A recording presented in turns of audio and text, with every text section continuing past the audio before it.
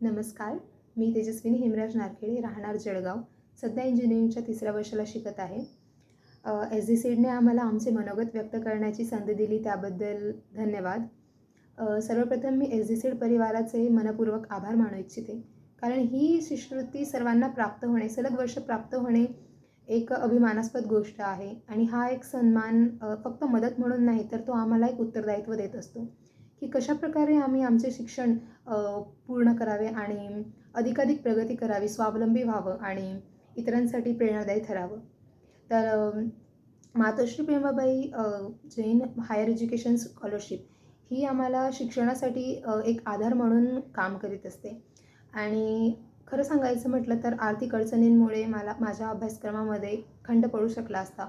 परंतु SDCED सारख्या स्कॉलरशिपमुळे मी निर्धास्तपणे माझे शिक्षण पूर्ण करू शकत आहे. नवनवीन संधी मला प्राप्त होत आहे आणि मला स्वतःला सिद्ध करून दाखवण्याची हिंमतही मला याच थ्रू मिळत आहे.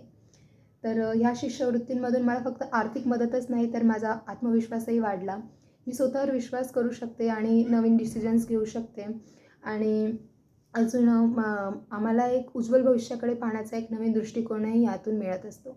जेव्हा मी माझ्या शैक्षणिक वाटचालीकडे बघते, तेव्हा मला जाणवतं की हा खडतर प्रवास यशस्वी यामुळेच होत आहे, की आमच्या पाठीशी अशा स्कॉलरशिप उभ्या आहेत.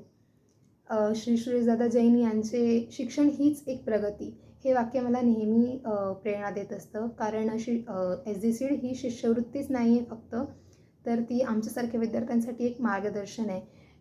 रोजगार क्षमतेचे कौशल्य आणि समाजात काहीतरी करून दाखवण्याचं एक स्वावलंबी बनण्याची जाणीव देणारं व्यासपीठ आहे आणि मला अभिमान आहे की मी या व्यासपीठाचा एक भाग आहे आणि SDCEDने नेहमीच आमच्या शैक्षणिक आयुष्याला आकार देण्यासाठी आम्हाला नेहमी मदत केली आहे, आमच्या पाठीशी उभे राहिले आहे.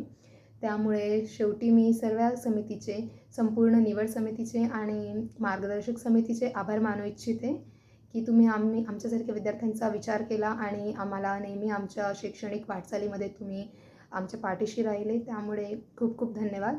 Thank you.